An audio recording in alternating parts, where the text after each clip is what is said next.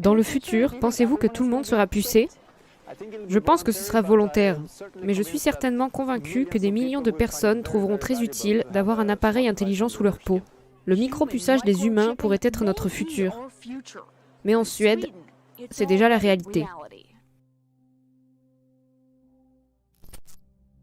Dans l'intimité, la tête pensante derrière SpaceX et Tesla veut maintenant rentrer dans notre cerveau. La start-up Neuralink d'Elon Musk espère un jour implanter des puces dans le cerveau humain. Musk a dévoilé un prototype de l'appareil le mois dernier.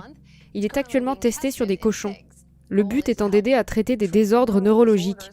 Certains disent que cela pourrait conduire à ce que nos cerveaux soient directement liés à Internet un jour. La 5G n'est même pas encore déployée en France, que son successeur, la 6G, est en cours de développement. Selon certains scientifiques, il sera nécessaire de promouvoir les améliorations dans les domaines de l'imagerie, du traçage et de la localisation. Ce n'est pas la première fois que nous voyons un BCI, qui est une interface cerveau-ordinateur. En fait, il y a une sorte d'histoire intéressante autour de ces interfaces ordinateur et machine.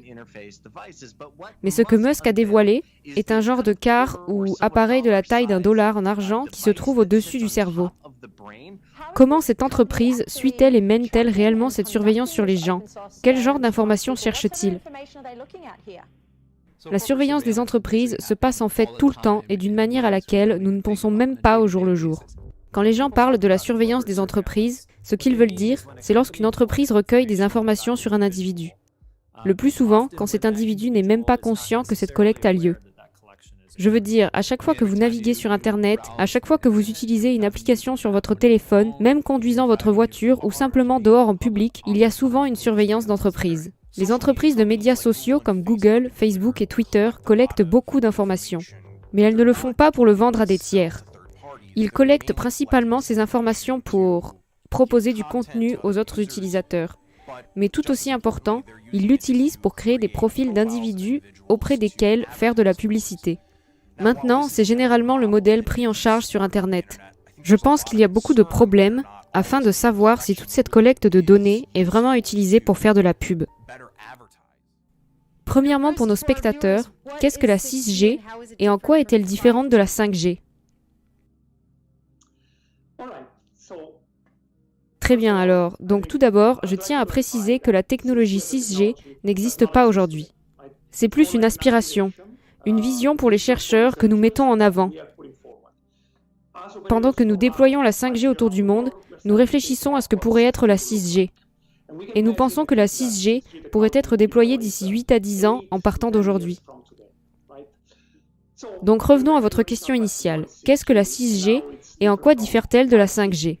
La 6G sera une connexion technologique qui permettra un futur hyper connecté.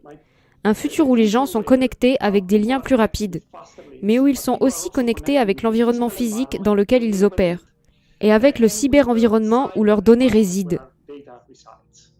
Un certain nombre d'appareils, 500 milliards d'appareils devraient être connectés d'ici 2028. Cela comprendra tout, les voitures, les drones, les équipements d'usine, les machines de construction, les robots, les dispositifs médicaux. Tous ces appareils généreront une quantité massive de données, bien plus que ce qui est possible aujourd'hui, pour permettre ces interactions étroites, rapides et réactives avec les humains. Alors pourquoi relier nos cerveaux aux ordinateurs est quelque chose qui intéresse Elon Musk? Musk dit qu'à l'avenir, cet appareil permettra aux utilisateurs de régénérer leurs membres, guérir la cécité, mais également télécharger leurs souvenirs sur des robots. Quel genre de données Neuralink a-t-il pour étayer ces affirmations? Ou est-ce seulement le rêve de quelqu'un qui pense au futur et voit des possibilités partout?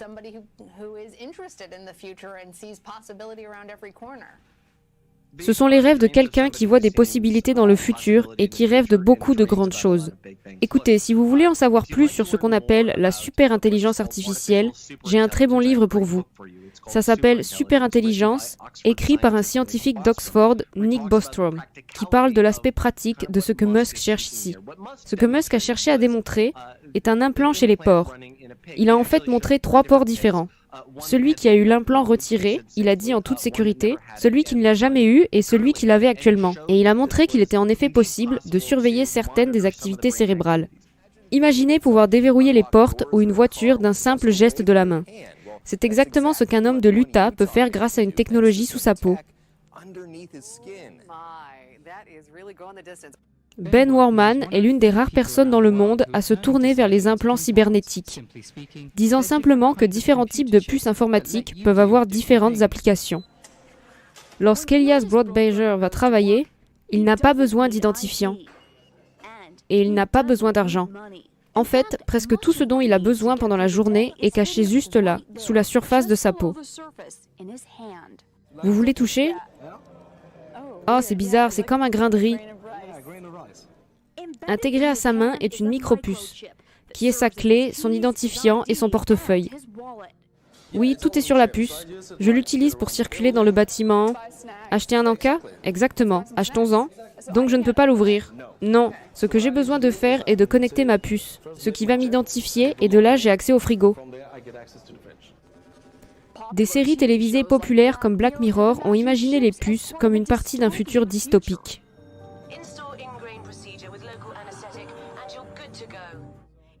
En Suède, les micropuces sont déjà là. Les implants à puces utilisent la même technologie que les cartes de crédit sans contact, ce qui a rendu l'argent liquide presque obsolète en Suède. L'augmentation massive de la surveillance post-11 septembre n'a pas seulement violé la vie privée des communautés musulmanes, c'est allé beaucoup plus loin. L'État de surveillance américain s'est épanoui à la suite du 11 septembre. La surveillance gouvernementale a augmenté grâce à un vaste réseau de téléphonie et Internet. En 2013, Edward Snowden, un ancien employé de la CIA, a fuité aux médias que les agences de surveillance américaines ont construit un colosse de collecte de renseignements depuis les attaques du 11 septembre, qui surveillait massivement des millions d'Américains au téléphone ou sur Internet. J'ai écrit une lettre à notre PDG, lui demandant de nous faire certaines promesses. Je voulais être sûr qu'il ne collecte jamais de données sans la permission ou le consentement de qui que ce soit. Je voulais m'assurer qu'il mettait des contraintes sur la reconnaissance faciale. C'était surprenant quand le PDG a appelé tout le monde pour une réunion, qui était optionnelle, et il a dit que nous serions là pour discuter des problèmes de la lettre. Il a donc fait la réunion. Bien sûr, toute l'entreprise était là. Et il a terminé la réunion en nous disant qu'il n'avait pas l'intention de mettre des contraintes sur ce genre de choses. C'est là que j'ai décidé de démissionner. Les gens en France sont déjà préoccupés par le déploiement de la 5G en raison de potentiels dangers pour la santé et l'espionnage. Que leur diriez-vous et pensez-vous que la 6G posera d'encore plus grandes menaces?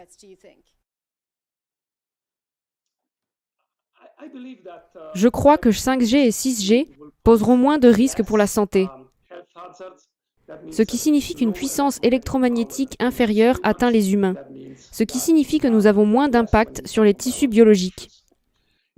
En termes de surveillance et de confidentialité, c'est clairement un élément très important. La 6G, qui devrait être lancée sur le marché en 2030. À cette foire technologique, un événement de puçage pour ceux qui sont à la fine pointe, fusionnant leurs mains avec cette nouvelle technologie.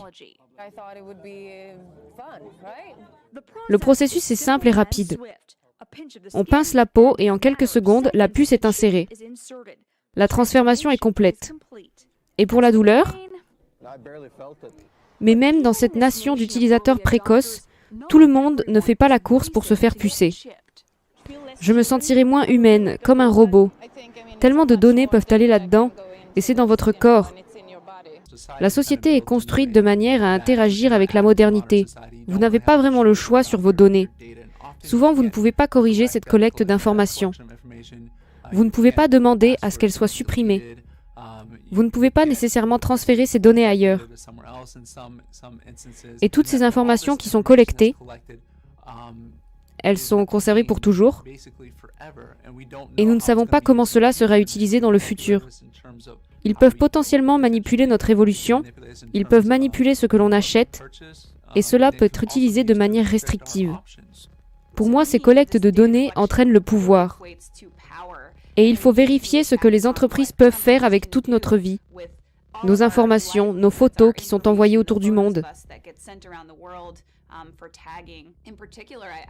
Je commence à être particulièrement inquiète par rapport aux maisons intelligentes, aux sonnettes avec caméras intelligentes, qui se connectent directement aux forces de l'ordre ou peuvent être utilisées au tribunal. Pendant que les PDG des entreprises technologiques vont devant le Congrès et on leur demande « Est-ce que ces appareils nous enregistrent tout le temps ?» et ils arrivent à convaincre le public qu'ils ne le font pas. Mais en tant que personne qui a aidé à construire ces technologies, je peux vous dire qu'ils le font.